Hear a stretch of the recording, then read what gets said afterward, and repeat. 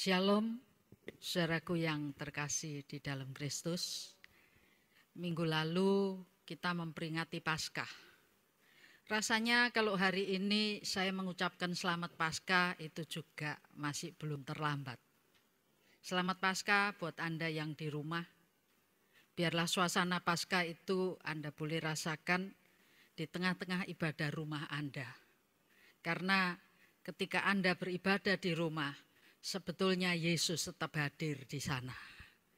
Mari pada hari ini kita akan sama-sama belajar tentang apa yang harus kita lakukan.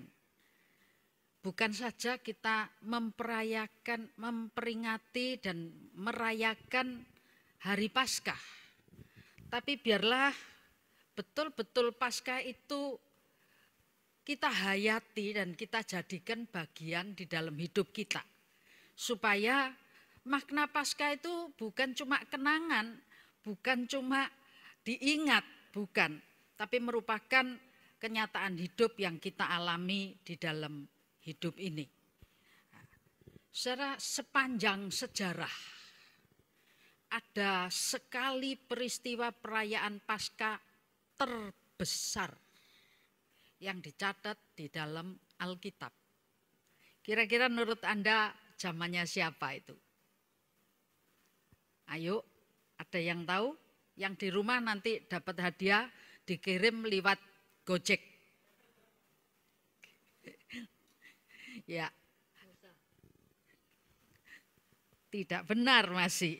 Ayo, tidak apa-apa. Saya yang sebut supaya Gojeknya Anda yang kirim hadiah ke saya. Setuju? Ya, mari di zaman Raja Israel, Raja Yosia, itu ada perayaan yang disebut Alkitab dari raja-raja sebelumnya sampai sesudahnya. Tidak pernah ada perayaan Paskah seperti itu. Tolong dibantu untuk dibacakan dalam 2 Tawarikh 35 ayat yang ke-17 dan 18. 2 Tawarikh 35 ayat 17 sampai dengan 18. Pada waktu itu orang Israel yang hadir di situ merayakan Paskah dan hari raya roti tidak beragi selama 7 hari. Paskah semacam itu tidak pernah lagi dirayakan di Israel sejak Nabi Samuel. Seorang pun di antara raja-raja orang Israel tidak pernah merayakan Paskah seperti yang dirayakan Yosia dengan para imam dan orang-orang Lewi, dengan seluruh orang Yehuda dan Israel yang dapat hadir dan dengan penduduk Yerusalem. Amin. Saudara, luar biasa bukan? Ini pernyataan Alkitab. Jadi tidak pernah ada perayaan sebesar itu. Ini perayaan yang sangat istimewa. Itu sebabnya saya rindu supaya sekalian kita, sekalipun hari ini seminggu lewat dari Paskah. Tapi saya rindu untuk mengambil makna daripada Paskah, supaya kita tidak sekedar memperingatinya, kita tidak sekedar merayakannya. Kita ambil hikmahnya dan kita bangun. Mari kita bangun generasi seperti generasinya Yosia. Seperti generasinya Yosia. Saudara, Yosia ini hidup, tepatnya perayaan Paskah itu adalah di tahun 621 sebelum Masehi. Yosia ini jadi raja pada saat usia 8 tahun. Dan 31 tahun dia memegang kekuasaan sebagai raja. Itu dari tahun 639 sebelum Masehi sampai 609 Masehi.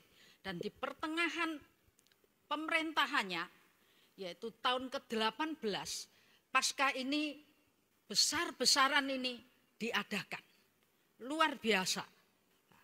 Kita akan ambil hikmahnya dari perayaan Paskah ini, apa gerangan sikap Yosia yang bisa kita ambil untuk kita tauladani dalam hidup kita hari lepas hari saat ini. Yosia itu kalau Anda mungkin kurang jelas, saya ingin katakan silsilah singkatnya saja. Yosia ini buyutnya Hizkia. Kalau Hizkia kan kenal semua ya. Siapa Raja Hizkia? Oh, yang sakit disembuhkan. Semua tahu. Jadi Yosia ini buyutnya Hizkia. Hizkia, setelah Hizkia ada anaknya namanya Manasye. Setelah Manasye, Amon. Manasye berkuasa selama 55 tahun. Amon berkuasa selama 2 tahun. Kemudian Yosia naik jadi raja menggantikan Amon. Nah, kita tahu bahwa Hizkia itu seorang raja yang takut akan Tuhan. Dia merayakan Paskah dan dia menerima mujizat kesembuhan dari Tuhan. Tapi yang jadi heran adalah anaknya Hizkia yang namanya Manasye ini. Waduh, jahatnya melebihi raja-raja yang lain. Jadi di antara raja Yehuda, Manasye ini termasuk juga pemecah rekor selain Ahaz. Bukan rekor yang baik, tapi rekor yang jahat. Dia mengambil ilah-ilah lain, Baal, sudah anaknya yang sulung juga dipersembahkan. Hidupnya keji dan jahat di pemandangan Allah. Secara spiritual, hidup keagamaannya sangat tidak benar. Dan keadaan ini mempengaruhi seluruh rakyat Israel. Israel semua rakyatnya waktu kepemimpinan Raja Manasye ini jadi rakyat Israel yang tidak takut akan Tuhan alias hidup menyimpang dari kebenaran firman Allah. Lanjut ke Amon yang 2 tahun itu tidak beda dengan ayahnya. Jadi selama 57 tahun itu orang Israel hidup ya kasarnya ngomong rusak. Di hadapan Tuhan dia jadi orang yang tidak takut Tuhan. Mereka beribadah memasukkan unsur-unsur kepercayaan luar. Termasuk kepada tentara langit, termasuk kepada Asyera, termasuk kepada Baal dan banyak yang lain. Mereka ikut beribadah kepada. Dan celakanya saudaraku, ibadah itu bukan cuma dilakukan di luar rumah Allah, yang hari itu diberi istilah sebagai kenisah. Di kenisah, di rumah Allah di Yerusalem, itu penyembahan-penyembahan ilah lain itu dimasukkan di dalamnya. Jadi di dalam rumah Tuhan, di dalam rumah Allah yang dibangun Salomo itu tidak hanya ada perabotan bait suci, tapi di dalamnya ada bermacam-macam penyembahan ilah-ilah lain. Itu diawali dari sejak zaman Raja Salomo. Ketika Salomo mencintai gondek-gondeknya, mencintai istri-istrinya lebih daripada Tuhannya. Mulai dibuatkan patung-patung seperti yang disembah para istrinya dan itu dijajar di dalam rumah Allah. Menyedihkan sekali, saudara. Ditambah lagi dengan keadaan yang berbeda lagi waktu Yerobeam. Jadi setelah Salomo itu meninggal, tiba giliran anaknya Rehabeam yang jadi raja. Nah, bareng dengan Rehabeam jadi raja di Yehuda, di Yerusalem, di Israelnya, di Samarianya, itu Yerobeam yang duduk jadi raja atas 10 suku Israel. Anda tahu apa yang dilakukan Yerobeam? Dia membuat lembu emas. Dan orang Israel dipanggil semua. Dikasih tahu, hei umat Israel, kamu harus nyembah kepada lembu emas ini. Karena inilah Allah yang sudah membawa kalian keluar dari Mesir dan masuk ke dalam tanah Kanaan. Anda bisa bayangkan, saya menceritakan ini tujuan saya adalah supaya Anda punya bayangan. Rumah Allah atau Kenisa yang ada di Yerusalem itu, keadaannya gimana sih? Sedih ngelihat. Apalagi Tuhan, saudaraku, Anda aja dengar, aduh kok gitu ya, itu rumah Allah apa ilah lain. Jadi ada macam-macam berjajar ilah lain. Bahkan Ahaz itu menyingkirkan kolam pembasuhan dan diganti dengan kolam pembasuhannya orang-orang lain, orang-orang bukan Israel dan ilah yang bukan ilah yang sesungguhnya. Jadi rame kayak pasar gitu saudaraku ya, kumpulan dewa-dewa ada di Kenisa. Sudah ngerti bayangannya kira-kira? Saya ceritakan tentang Yosia. Yosia ini naik jadi raja umur 8 tahun. Saya yakin ketika umur 8 tahun memang belum banyak yang dia bisa lakukan. Ya, seorang anak kecil saudaraku ya, didudukkan jadi raja. Tapi ketika tahun ke-18, Anda catat, kepemerintahan Yosia ini, Yosia mulai adakan revival. Dia mengutus Safan, paniteranya, untuk mendatangi imam besar yang ada di rumah Allah yang amburadul tadi. Dan dia bilang, ayo rumah Allah ini dibangun, dibenahi semuanya. Uang-uang yang sudah dikumpulkan oleh rakyat, ayo kita kumpulkan dan diserahkan pada pekerja untuk pengerjaan perbaikan rumah Allah. Saudaraku, umur 24, jadi 26 ya, 8 ditambah 18. Ketika berumur 26, saya ingin menggarisbawahi ketika Yosia menjadi dewasa. Ketika Yosia pengertiannya akan Tuhan itu sudah matang, saudara. Dia tidak berdiam diri melihat rumah Allah amburadul.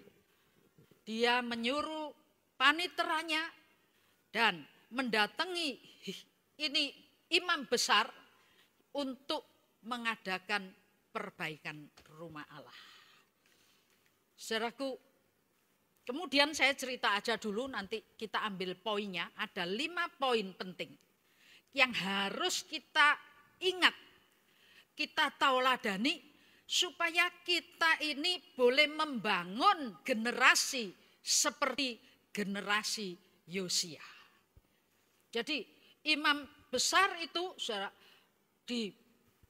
diajak untuk membangun rumah Allah, memperbaiki rumah Allah.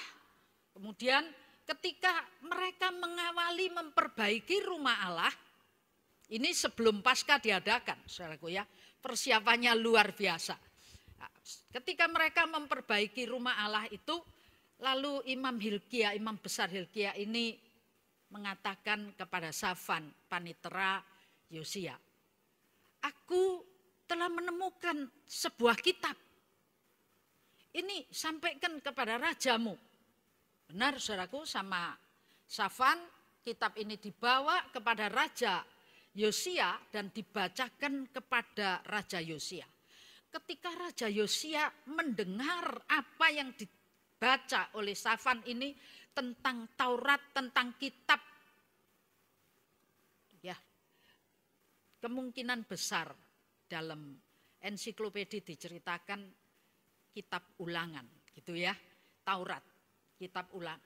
Ketika Yosia mendengar Taurat ini dibacakan, dia langsung tersungkur dan dia bilang, celaka kami,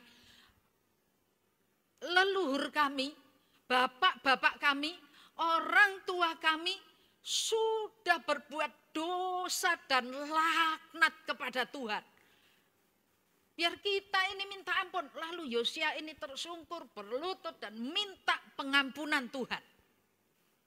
Tidak cukup sampai di situ, saudara. Yosia kemudian berkata kepada Safan dan berkata kepada Hilkia, imam besar itu, cari tahu tentang Taurat ini. Apa yang harus kita tindak lanjuti supaya bangsa ini semuanya terselamatkan dari murka Allah yang sangat. Karena kitab itu menceritakan Allah murka. Bagaimana bapak-bapak leluhur kita sudah menista Allah dengan menyembah ilah-ilah lain. Lalu sesuai dengan perintah Raja Yosia, maka Safan dan rekan-rekannya ditambah juga dengan imam besar Hilkia ini mencari seorang nabiah yang namanya Huda. Saudaraku, ketemu di Yerusalem, di perkampungan baru kota Yerusalem. Ya, singkat cerita, pertemuan antara mereka menyampaikan, Huda ini, imam nabiah ini menyampaikan, sampaikan kepada raja yang menyuruh engkau. Itu memang Allah murka. Tapi karena engkau sudah mencari Tuhan dengan sungguh-sungguh, maka keadaan ini tidak akan terjadi di zamanmu. Engkau akan terluput, tapi nanti akan terjadi setelah zaman engkau berlalu. Betul, saudaraku. Dan balik dari sana disampaikan kepada Yosia. Apalagi yang dilakukan oleh Yosia. Aduh, luar biasa raja muda satu ini. 26 tahun, saudaraku ya, umurnya.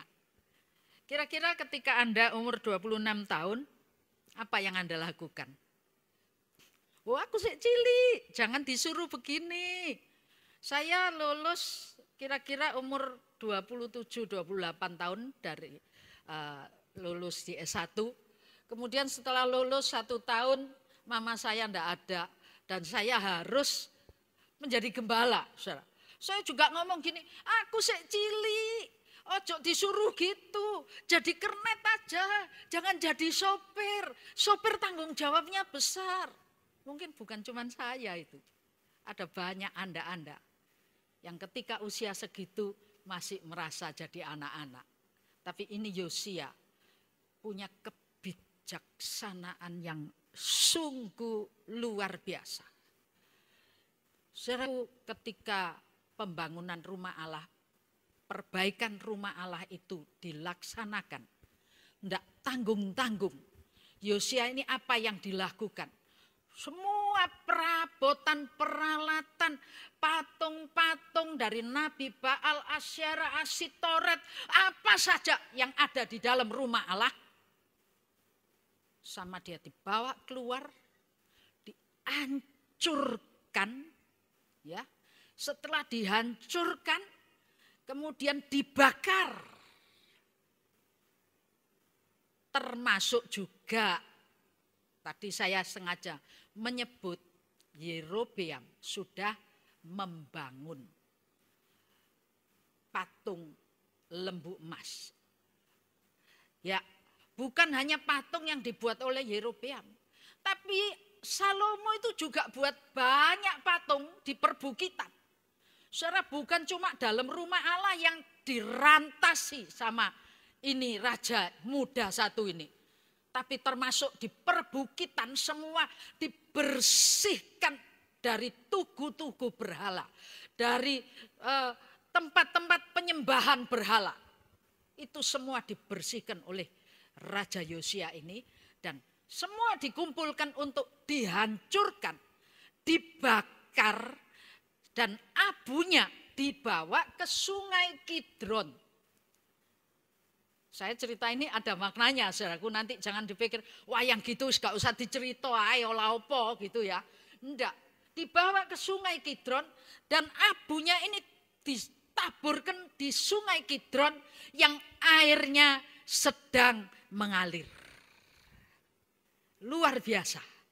Ya, ini cerita yang saya berikan kepada Anda. Setelah itu, ini Yosia mengumumkan mengadakan Paskah. Setelah pembersihan itu, saudara, mengumumkan mengadakan Paskah. Di Paskah itu tidak main-main juga. Para imam yang sudah tidak kudus tidak boleh melayani. Para imam yang imam dewa-dewa lain dimatikan semua sama dia. Dan imam-imam yang sudah tercemar itu diizinkan untuk ikut makan roti tidak beragi saja, tapi tidak diizinkan melayani. Sementara imam-imam yang kudus hidupnya, takut kepada Tuhan, beribadah kepada Tuhan, termasuk Lewi, termasuk para penyanyi, termasuk para pemuji, semua dipulihkan kedudukannya. Dan setelah semua genap, Paskah besar-besaran terjadi. Bukan hanya berlaku antara raja, pegawai raja, dan orang-orang imam. Bukan. Seluruh Israel dipanggil. Seluruh penduduk Yerusalem dipanggil. 7 hari 7 malam mereka mengadakan Paskah besar.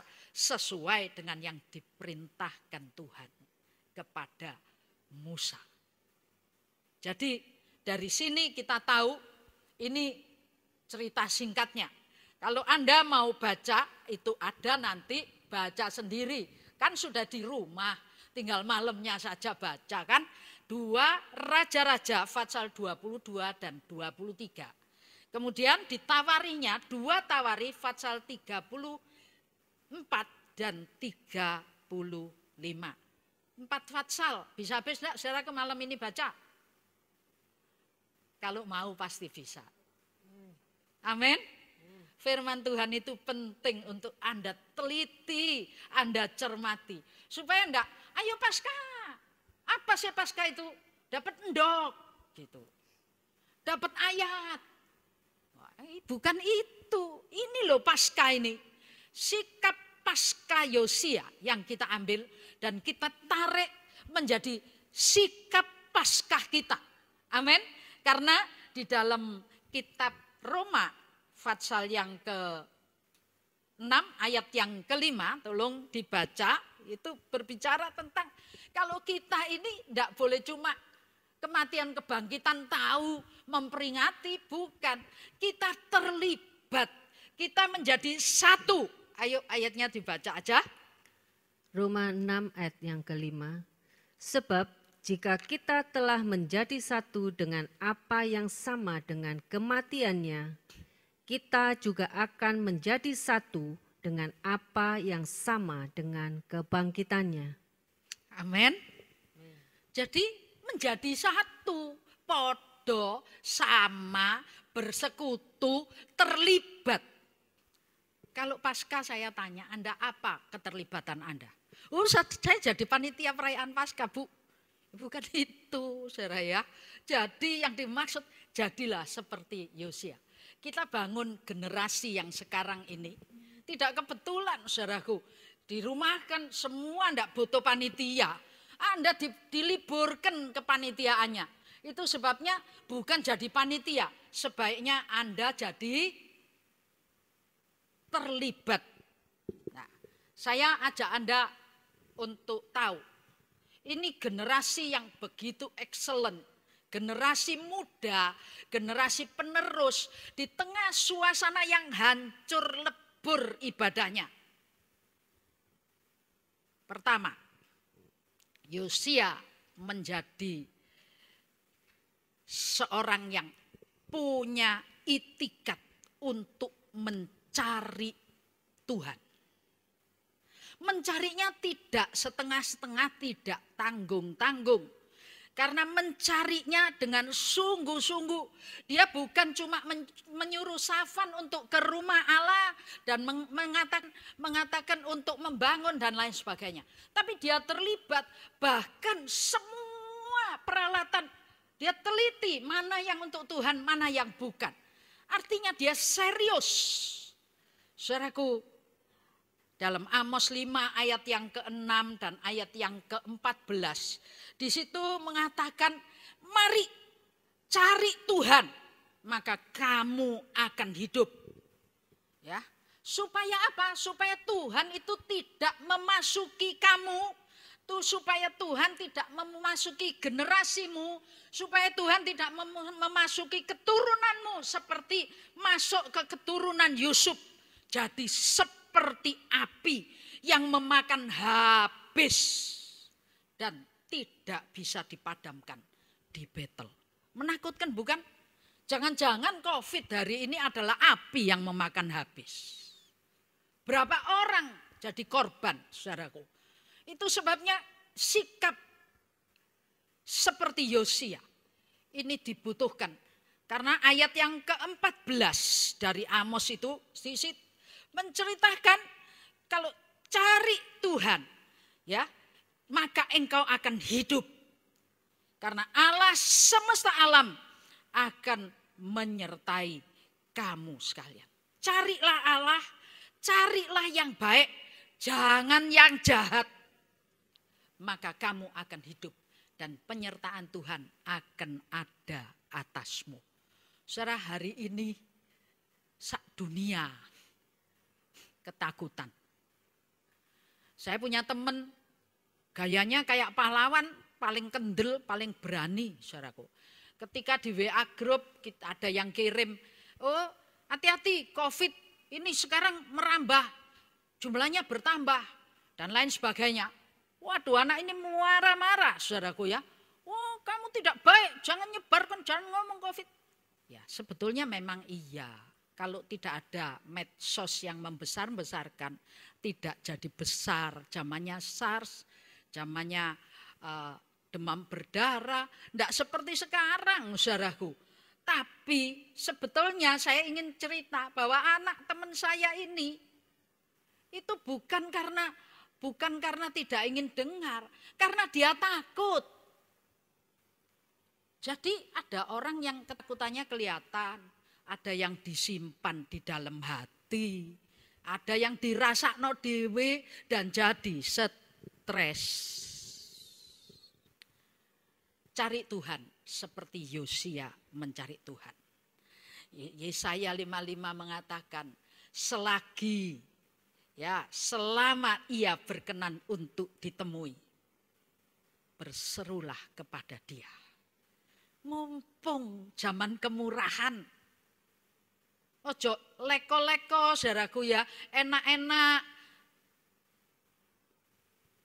Ya, sekarang coba, dulu kalau ada ibadah, Anda pilih ibadah ke mall sekalian.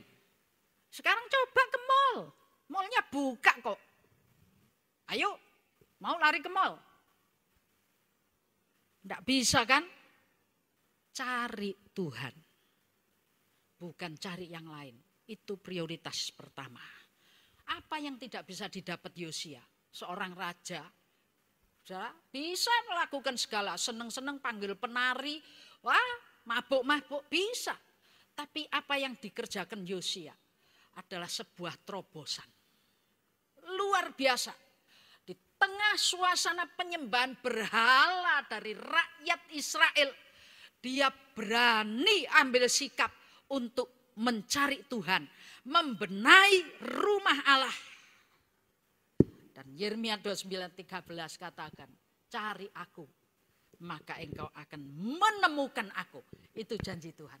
Anda mau ketemu Tuhan? Belum tentu mati loh, nanti dipikir ketemu Tuhan, ojo disik mati. Enggak, saudaraku, ketemu Tuhan dalam doa kita. Satu suasana yang luar biasa indahnya. Betul, kalau Anda merasakan ketika Anda berdoa, Anda tersungkur di bawah kaki Tuhan. Dan Tuhan sedang berdiri di depan Anda. Tangis Anda tidak bisa berhenti. Karena Anda akan mengatakan Allahku sungguh luar biasa. Bagian yang kedua, jadi poin 1, mencari Tuhan dengan lebih dengan sungguh-sungguh. Yang kedua, saudaraku, ini yang orang yang mencari Tuhan, tatanya tadi, pasti menemukan Tuhan. Amin. Orang yang mencari Tuhan pasti menemukan Tuhan. Kalau Yosia ini tidak benahi rumah Allah, tidak menemukan kitab Taurat. Karena Yosia punya niat membenahi rumah Allah, maka ditemukanlah Taurat. Nah, karena ditemukan Taurat ini, maka tadi yang saya ceritakan, apa yang dikerjakan Yosia. Ada banyak orang dengar firman, masuk ke telinga kiri, keluar kanan. Tidak kebetulan dibuat lurus gini. Supaya lek angine ngebes enak jalane saudara yo, langsung masuk langsung ucul. Yang nyantol berapa persen? Enggak tahu. Tapi Yosia begitu dengar bacaan Taurat, dia enggak main-main. Dia merespon dengan sangat baik. Jadi poin yang kedua, keinginan Yosia untuk mengerti kehendak Tuhan. Keinginan Yosia untuk bisa berlaku baik. Dia ingin tahu. Dia tanya Imam Hilkia. Lalu dia suruh mencari Nabiah. Mencari tahu lebih lagi. Kitab Hosea pasal 6 ayat 3. Situ katakan. Ayo kita belajar. Dan lebih lagi belajar firman Allah. Karena memang manusia hidup ini bukan cuma dari roti, saudaraku ya. Kalau enggak ada zaman COVID, Anda pikir Anda punya roti, punya duit, punya berkat, selesai. Sekarang enggak. Sekarang ini punya roti, punya duit, enggak cukup untuk hidup. Karena orang yang hidup adalah orang yang dapat berpegang pada janji firman Allah. Di tengah situasi yang kemelut, saya melihat WA-nya di Itali. Waduh, orang kayak bukan orang, saudaraku ya. Kubur sudah habis, dibakar ndak nututi. Itu mau diapain? Peti ndak ada. Kualan yang buat peti. Kalau di sini Bu Aryo bisa kualan nanti kalau kayak di Itali. Tapi Surabaya, Indonesia dicintai Tuhan. Amin. Luar biasa. Bu Aryo masih banyak stoknya ndak kanggo mesin saudaraku ya. Jadi itu luar biasa. Ini poin yang kedua. Belajar. Belajar lebih lagi tentang firman Tuhan. Poin yang ketiga. Bukan cuma tahu lalu melupakan. Karena kitab Yakobus bilang kalau engkau tahu lalu melupakan, engkau seperti bercermin. Kelihatan ada bopeng-bopeng, ada coreng-moreng di muka. Tapi engkau tidak melakukan apa-apa. Ini Yosia begitu tahu dia bertindak. Dia mengadakan pembersihan secara massal. Total dibersihkan. Tidak tertinggal satupun. Jadi saudaraku, dia juga tidak berkelit-kelit. Yosia ini luar biasa. Saya ingat nyanyiannya Daud. Jiwaku terbuka untukmu Tuhan, selidiki nyatakan segala perkara. Betul? Anda mau terbuka untuk Tuhan? Ya, firman teguran ya kita terima, firman berkat ya kita terima, puji Tuhan. Tapi lek ditegur ojo muring-muring, ya toh diterima semuanya. Bagian keempat. Ini ada 5 poin, tinggal 2 poin saudaraku ya. Bagian keempat, dia punya jiwa yang sportif. Setelah tahu, dia bertindak saudaraku.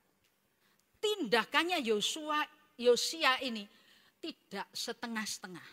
Seringkali orang Kristen itu bertindak sesuai firman separuh-separuh. Yang enak dijalani, dilakoni, yang tidak enak dipilah-pilah. Ini Yosua semuanya. Anda bayangin kalau semua perabotan yang penyembahan ilah lain itu dihancurkan, terus dibakar, abunya dibawa ke sungai Kidron dan dilempar ketika sungai Kidron sedang mengalir. Ini berbicara mengenai pertama, pengertiannya dia tentang kehendak Tuhan. Ini aturannya Tuhan di zaman Musa, saudaraku ya. Kalau ada sesuatu yang najis harus dibersihkan seperti ini. Nah, dia menjalaninya. Bukan hanya itu artinya, saudara, dibuang ke sungai Kidron. Saudara, sesuatu yang Anda buang ke sungai dan airnya mengalir. Bisa Anda dapatkan lagi enggak? Kalau di sungai yang berhenti, kalau di air yang berhenti, ayo dileles balik. bebek kecemplung kalen gitu katanya saudaraku ya. Timbang golek ayo balen. Ada orang yang banyak yang balen. Balen ke dosa lama. Kesalahan-kesalahan lama. Setelah sekian puluh tahun ikut Tuhan, dosa zaman muda muncul lagi. Ini yang dilakukan oleh Yosia. Sungguh luar biasa. Dia bilang dengan kerja apa yang dilakukan. Seolah-olah dia berkata, semua dosa ini aku lakukan dan aku tidak akan balik kepada dosa yang lama.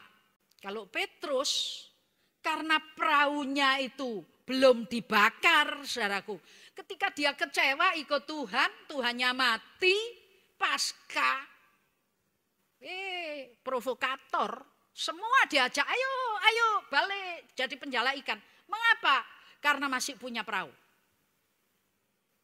Berbeda dengan Elisa. Ketika mendapatkan jamahannya Elia, wow dahsyat saudaraku. Dia langsung lembunya, dia langsung kayu-kayu pengiring lembu itu. Semua lembu disembelih, kayunya dibuat kayu bakar. Semua habis. Artinya aku tidak bakal balik lagi jadi petani. Aku ikut Elia kemanapun Elia pergi. Sesuai dengan panggilan lewat Elia, panggilan Tuhan lewat Elia. Segitu aku akan kerja. Itu sebabnya ketika sampai Yeriko disuruh berhenti, dia tidak mau. Sampai mana disuruh berhenti, tidak mau. Dia ikut terus. Dan dampaknya Elisa berbuat mujizat 2 kali lipat daripada yang dibuat oleh Elia. Wow, ada tepuk tangan, ada tepuk tangan di rumah. Tepuk tangan Tuhan itu luar biasa kalau kita all out untuk dia. Amin. Ini saudaraku Yosia. Waduh, habis-habisan. Dia enggak setengah-setengah. Ikut Tuhan jangan setengah-setengah. Kalau ketemu gini mandek, kalau ketemu gitu porek, kalau ketemu gini ondur. Ada macam-macam cara yang membuat kita ondur. Tapi tiru Elisa. Tiru generasi yang kita bangun hari ini. Covid boleh berlaku di seluruh dunia. Kita hidup dalam janji Tuhan. Ada perlindungan Tuhan. Masuk di dalam perlindungan bayang-bayang sejatinya Tuhan. Melekat pada Tuhan. Perlindungannya akan jadi nyata atas kita sekalian. Betul saudaraku ya. Jadi ini yang namanya Yosia. Dia all out, dia kerja total, tuntas, ditaruh, airnya mengalir deras. Debunya, abunya dibuang di sana. Sudah tidak bisa diambil lagi. Betul-betul. Ya, Ibrani 10 ayat 22 katakan. Karena ya kalau kita mencari Tuhan. Kalau kita mencari Tuhan dengan sungguh, tulus, ikhlas, dengan iman yang teguh. Ya, maka dia juga akan mendapatkan kita. Membersihkan hati kita. Bahkan ada pepatah lain katakan, ketika kita berlari atau berjalan, ketika kita berjalan 1 langkah mendekatkan diri kepada Tuhan, dia 7 langkah berlari mendapatkan kita. Amin. Luar biasa saudara, 7 langkah berlari. Makanya ketika si bungsu kembali kepada bapak, dia masih untup-untup, wedi, takut. Dari jauh bapak itu sudah lari mendapatkan di bungsu. Betul saudaraku, sekarang ini kita harus punya karakter seperti karakternya Yosia. Sehingga apa yang terjadi? Kita bangun generasi. Kalau satu-satu kita ini punya karakter Yosia, maka hari ini Covid boleh berjalan. Generasi seperti Yosia akan terjadi di antara anak-anak Tuhan. Dan bagian terakhir, bagian kelima, dia tidak merayakannya sendiri. Dia tidak mengadakannya sendiri. Semua, saudaraku, dia membenahi. Artinya posisi-posisi pelayan-pelayan Tuhan, Anda jangan undur dari pelayananmu karena satu dan lain sebab. dibenahi, disuruh yang nyanyi, dibalik no nyanyi. Yang jadi imam dikembalikan jadi imam. Saudaraku, semua dikembalikan ke posisinya. Hidup sesuai panggilanmu. Hidup sesuai dengan talentamu. Maka engkau mendapatkan yang luar biasa dari Tuhan. Semua ketika Paskah itu diadakan sesuai dengan talenta masing-masing. Yang Lewi ya jadi Lewi, yang imam ya jadi imam, saudaraku. Semua, rakyat dipanggil semua. Kapasitas Yosia sebagai raja. Itu sebabnya dia bisa panggil seluruh rakyatnya. Mungkin Anda tidak jadi raja seperti Yosia. Mungkin Anda pimpinan di satu perusahaan.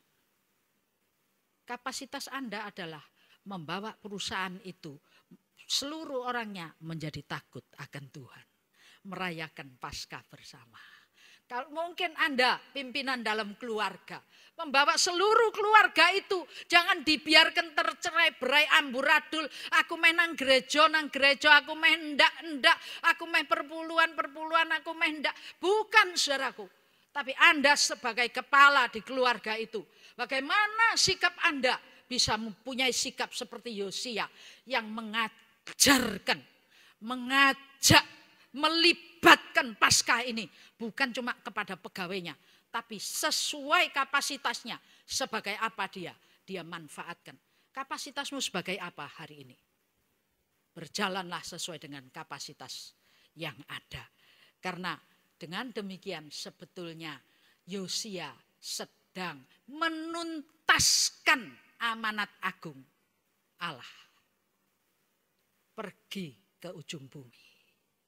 Jadikan semua bangsa muridku terlibat dalam Paskah. Artinya menjadi murid Tuhan.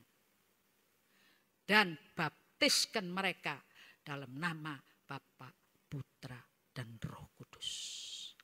Luar biasa. 5 poin. Anda boleh catat, Anda boleh ingat. Yang penting kita bangun generasi sekarang ini. Mari bersama. Bersama kita bisa. Amin. Kita bersama-sama membangun generasi Yosia di tengah situasi dunia seperti sekarang. 57 tahun hidup mengkhianati Tuhan. Ndak gampang balik saudaraku. Jangan dipikir ayat ini kita baca gampang kayak gampang ndak 57 tahun. Bayangin Pak Harto 32 tahun, hampir separuhnya, saudara. Iya toh? Kalau 32 dikali 2 64, ini 57. 32 tahun aja. Sampai sekarang fahamnya Pak Harto berapa tahun sudah ditinggalkan? Wah, era reformasi, era apa saja. Sudah, masih kekuatannya masih ada. Lah ini 57 tahun lebih dari Pak Harto. Tapi dengan kekuatan, keinginannya, karena dia punya keinginan mencari Tuhan. Dia mau untuk mendapatkan pengertian tentang kehendak Tuhan. Dan dia mau minta pengampunan dengan rendah hati walau dia raja. Lah dia bertobat secara tuntas. Dan setelah pertobatannya, dia mengajak yang lain untuk sama-sama bertobat. Kita tundukkan kepala. Terima kasih Bapak. Mampukan kami yang hidup di abad ini untuk boleh membangun sebuah generasi yang excellent. Seperti generasinya Yosia. Kami mau cari Tuhan. Kami mau dengan sungguh-sungguh cari Tuhan.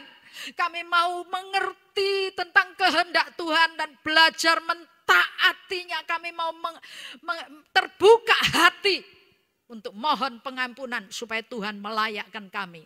Dan pertobatan itu bagian dari hidup kami untuk kami lakukan. Terima kasih Bapak. Kemampuan kami terbatas. Firman Tuhan berhenti disampaikan.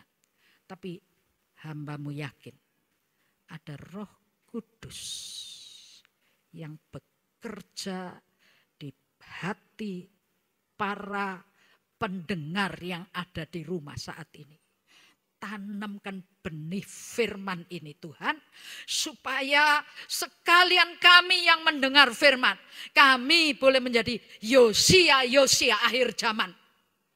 Dan bumi akan dipenuhi oleh orang-orang yang bukan merayakan Paskah, bukan ikut jadi panitia Paskah, tapi terlibat dalam Paskah. Kami mau membangkitkan generasi yang takut akan Tuhan. Generasi yang mengerti kehendak Tuhan.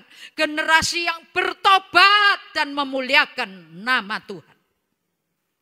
Diberkati oleh Tuhan setiap pendengar. Diurapi oleh Tuhan.